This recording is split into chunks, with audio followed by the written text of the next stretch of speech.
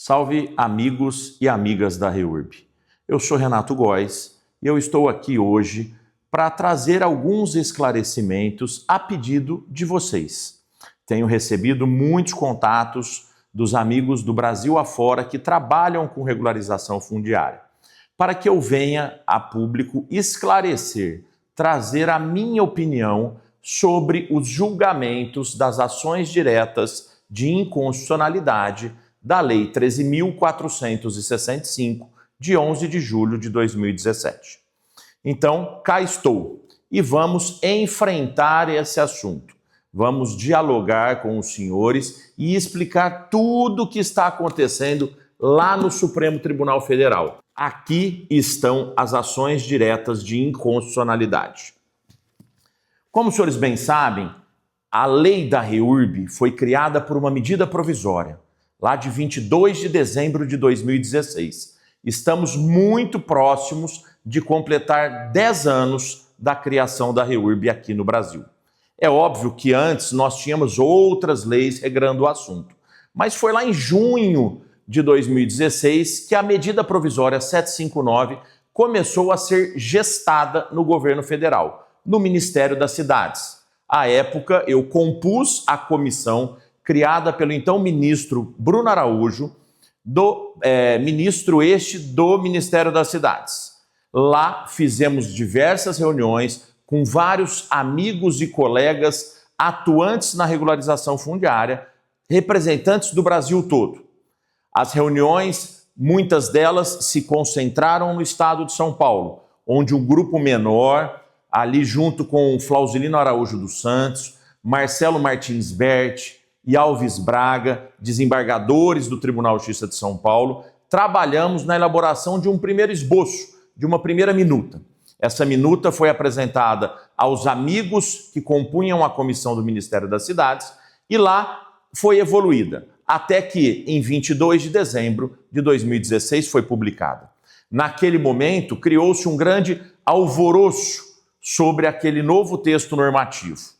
Muitos se revoltaram imaginando que a lei da REURB, então medida provisória, não seria positiva para o enfrentamento dos problemas fundiários. De outro lado, nós defendíamos a total eficácia da medida provisória 759, um elemento normativo pujante, forte e de enfrentamento aos problemas fundiários identificados no Brasil como um todo. Essa medida provisória foi enviada ao Congresso e passou por um processo legislativo, a qual foi convertida, então, em 11 de julho de 2017, como a Lei 13.465. Esse processo legislativo, no primeiro semestre de 2017, foi muito árduo, porém profícuo, porque trouxe diversos melhoramentos à então medida provisória 759.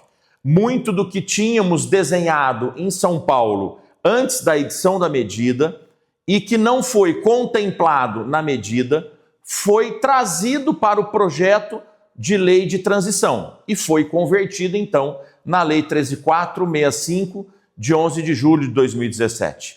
Isso é um dado muito importante, porque se os senhores forem ler as petições iniciais das 4 ações diretas de inconstitucionalidade, hoje em julgamento no Supremo Tribunal Federal, observarão que muitas das críticas são feitas sobre a medida provisória 759 e não sobre a Lei 13.465 de 2017, ok? Mas aquelas pessoas que criticavam a medida provisória 759 e que mantiveram as críticas na Lei 13.465 propuseram 4 ações diretas de inconstitucionalidade.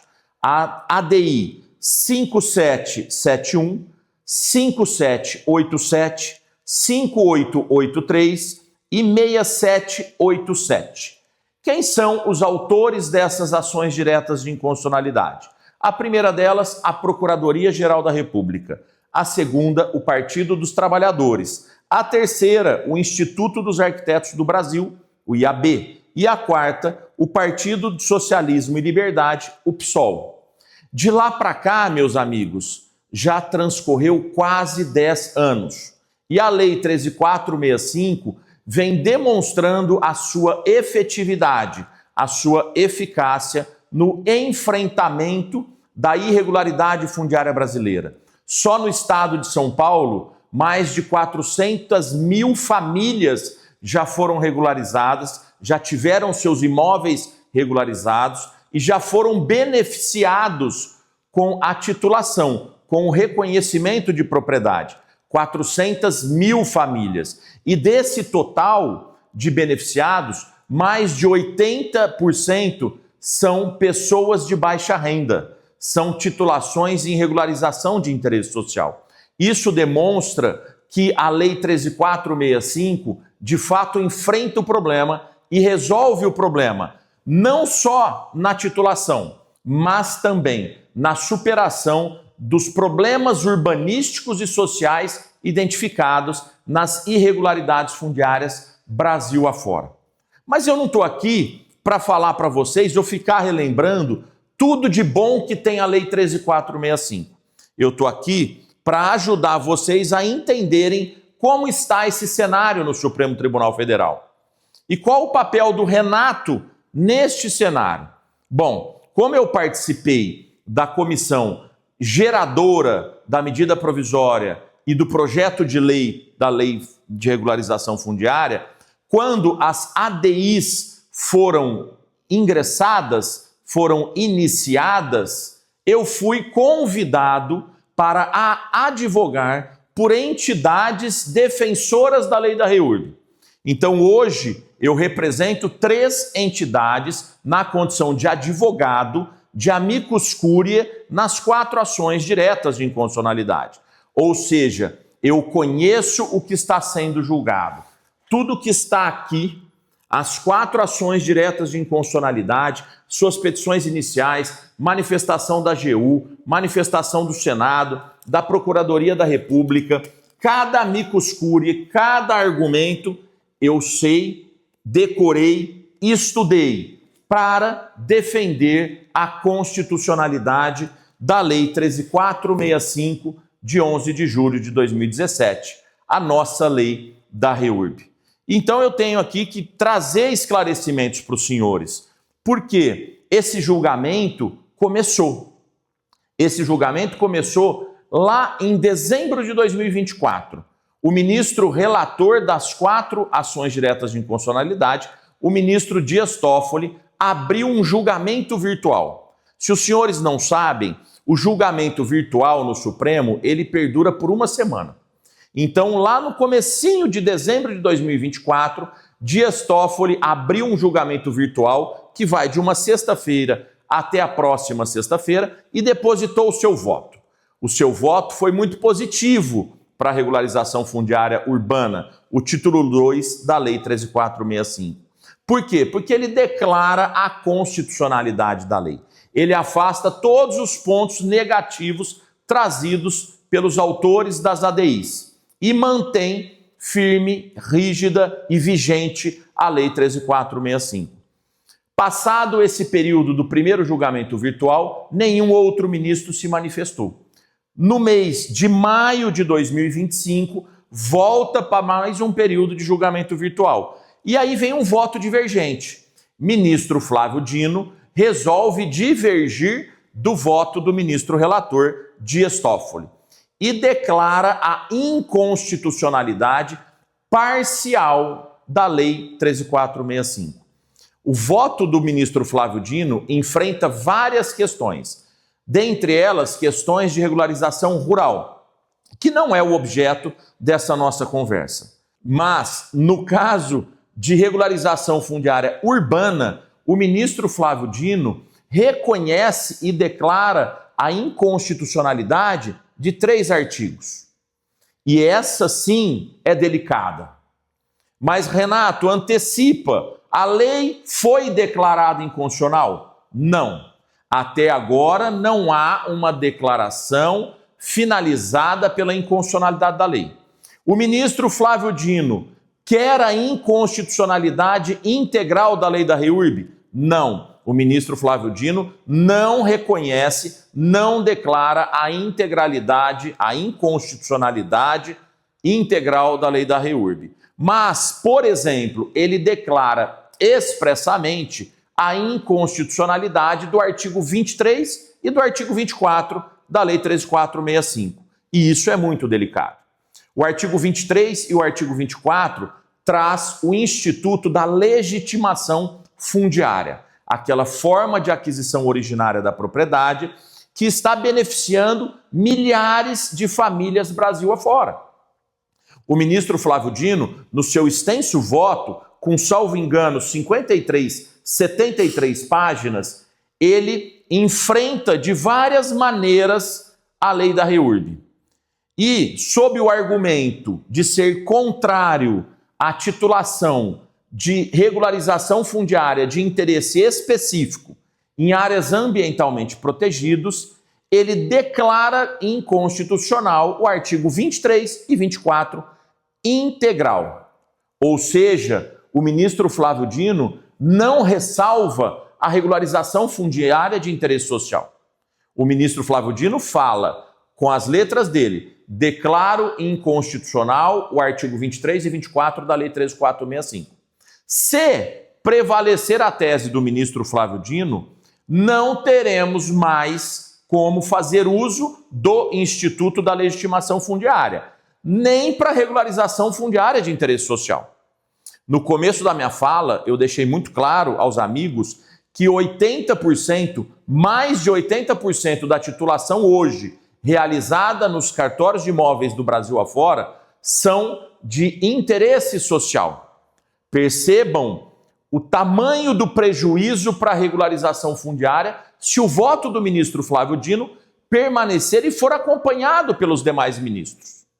Além de declarar a inconstitucionalidade do artigo 23 e 24, o ministro Flávio Dino também não concorda com o princípio da destinação para definir uma área, então rural, como urbana.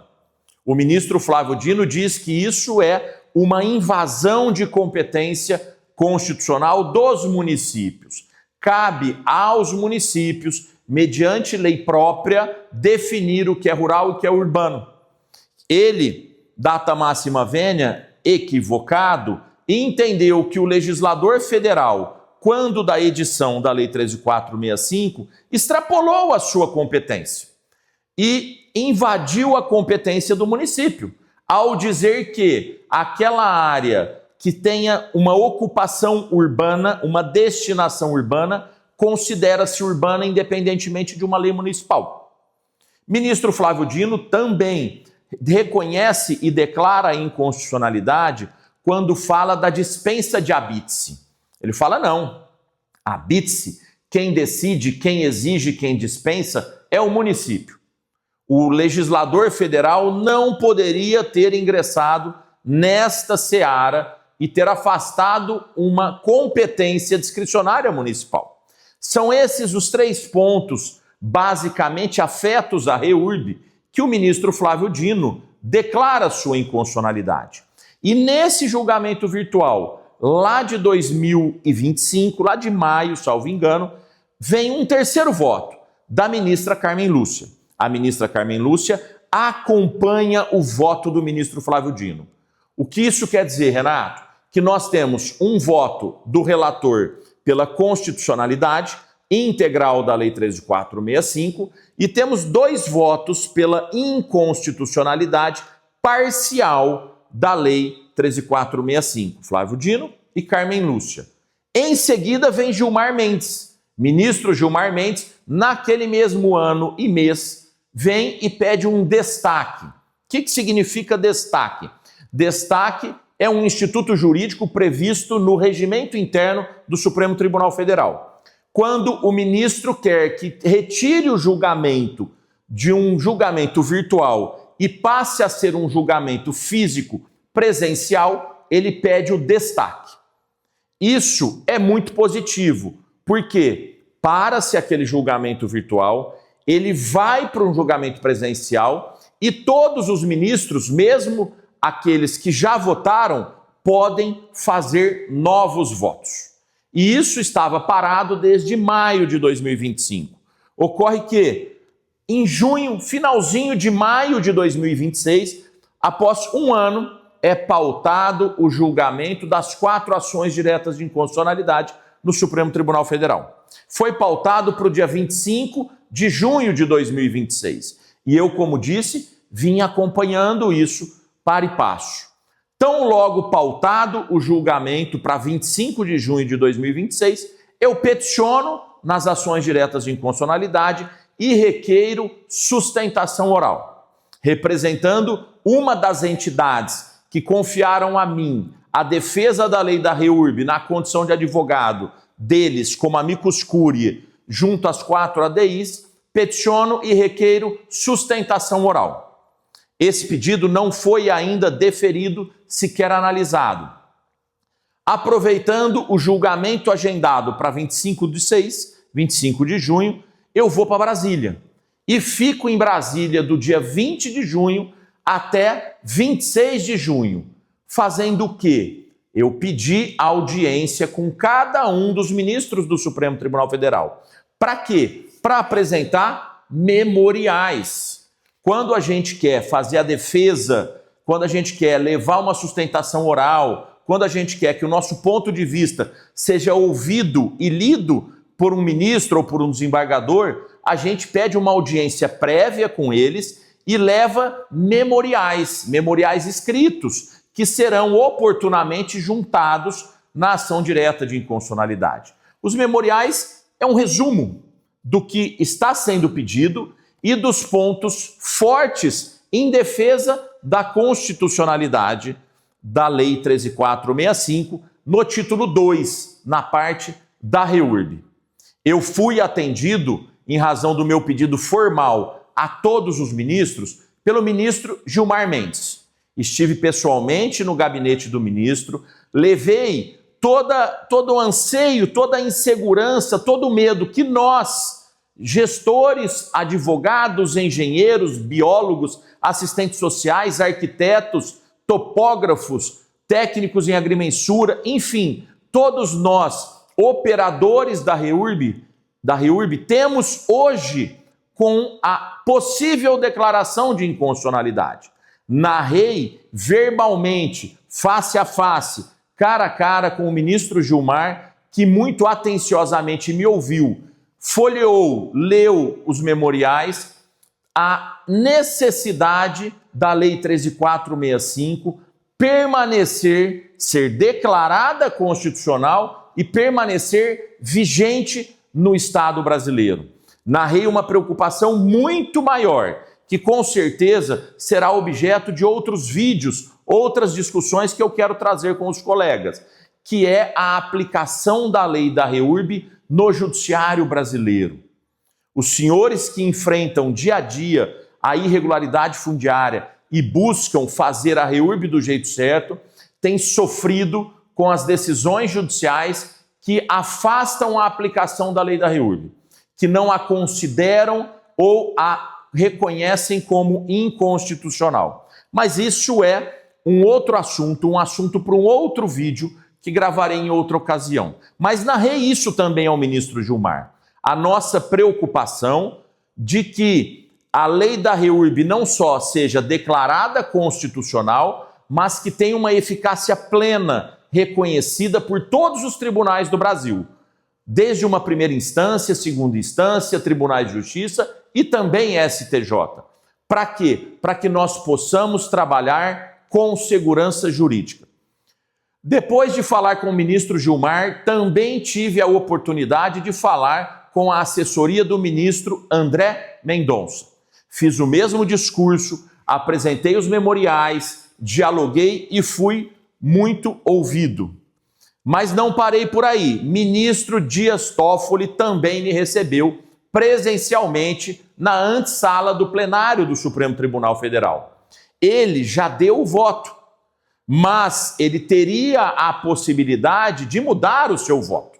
Ele poderia ter se convencido pelo voto do ministro Flávio Dino e ter refeito o seu voto, considerando que, com o destaque requerido em 2025 e com o julgamento presencial, todos os ministros podem reapresentar os votos.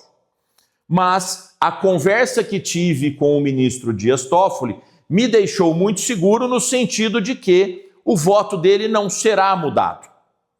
Não obstante toda essa conversa que fiz em uma semana no Supremo Tribunal Federal, e continuarei fazendo, porque visitarei ministro por ministro. Cada um deles receberá a cópia do memorial feito para a defesa da REURB e sua constitucionalidade. Não obstante esse início de conversa presencial com alguns, virtual com outro, o julgamento foi cancelado. Mas por que, Renato? Porque o ministro Gilmar Mendes tirou o destaque. O que isso quer dizer? O ministro Gilmar Mendes não quer mais um julgamento presencial. Não quis. E isso foi feito na antevéspera do julgamento, que estava agendado para o dia 25 de junho. Ministro Gilmar, então, desistiu do destaque. O que vem a acontecer agora? Agora, o presidente do Supremo Tribunal Federal, Edson Fachin, vai pautar novamente no modo virtual. Naquele mesmo estilo que começou lá em 24, teve um período em 25. Agora estamos aguardando ansiosamente a previsão da data do julgamento virtual para a constitucionalidade da Lei 13.465. Este é o cenário que está dentro do Supremo Tribunal Federal, meus amigos. Estive lá, estou acompanhando, estou lendo e trarei todos os passos seguintes para os senhores. Eu estou criando aqui hoje um canal de comunicação direto com os amigos que defendem a lei da REURB. Eu quero aí aproveitar também, já que eu estou criando esse caminho de comunicação com vocês, algumas ideias que eu trouxe e eu quero ouvi-los a respeito disso. Nos próximos dias eu vou disponibilizar uma plataforma digital no meu site reurb.com.br, www.reurb.com.br. Nessa plataforma eu quero que cada um dos senhores, das senhoras, os amigos e amigas da REURB cadastrem a sua irregularidade fundiária. Quais problemas fundiários os senhores estão enfrentando nos estados do nosso Brasil, nos 5.570 municípios brasileiros? Eu quero que um advogado, um engenheiro, um topógrafo, um gestor público, um morador, eu quero que todo mundo vá lá, entre no meu site, reurb.com.br, e cadastre a irregularidade fundiária. Por que eu quero essa ajuda de vocês? Porque eu vou levar esta realidade para todos os ministros do Supremo Tribunal Federal. Eu estou com um pedido de agendamento com o ministro Flávio Dino, com a ministra Carmen Lúcia, ministro Alexandre, Fachin. Todos os ministros têm pedido formal meu para audiências presenciais para discutir a constitucionalidade da lei. E eu quero levar os reais números brasileiros, porque esses números de fato não existem. Quem sabe o tamanho da irregularidade fundiária brasileira? Ninguém. Ouve-se dizer que seja 50% dos domicílios urbanos, mas não há uma estatística real. E vocês vão me ajudar a criar essa estatística. Eu não quero saber quantas foram superadas, eu quero saber quais os reais problemas fundiários do Brasil. Lá no site reurb.com.br vão ter os campos para que cada um dos senhores preencham, vão ter as dicas de como preencher, como eu quero saber da irregularidade fundiária, e eu vou criar uma estatística nacional, real, feita por aqueles que trabalham com regularização fundiária. Eu quero também deixar um recado aos meus amigos, já terminando esse meu primeiro vídeo. Eu quero que vocês aprendam uma coisa comigo. Problema complexo não tem solução simples. Se os senhores querem defender a Lei 13.465, de 11 de julho de 2017, assim como eu quero, não busquem caminhos mágicos para enfrentar um problema secular do Brasil. A irregularidade fundiária, ela é séria, ela é complexa, ela é extensa, ela existe desde o surgimento do Brasil. Então, não tem caminho simples para enfrentar. Apliquem a lei na sua integralidade. Só assim a REURB vai ser reconhecida como um instituto de defesa da ordenação urbanística, de desenvolvimento socioeconômico da população, de defesa do meio ambiente, porque isso tudo está escrito na Lei 13.465. Nós não temos que buscar caminhos mágicos, curtos, atalhos e fazer de conta que não está escrito, por exemplo, a necessidade de um estudo de risco na REURB, que não está escrito a necessidade de um estudo de drenagem para uma regularização fundiária, que não há que se falar em compensação ambiental. Leiam a lei da REURB, apliquem-na em sua integralidade, sem meios caminhos. Só assim, fazendo a REURB do jeito certo, nós vamos convencer os ministros do Supremo Tribunal Federal a declararem a sua integral constitucionalidade. Bom, era esse o meu recado. Eu estou aberto ao diálogo, eu estou contando com a ajuda dos senhores para divulgar esse vídeo e para preencher o site reurb.com.br.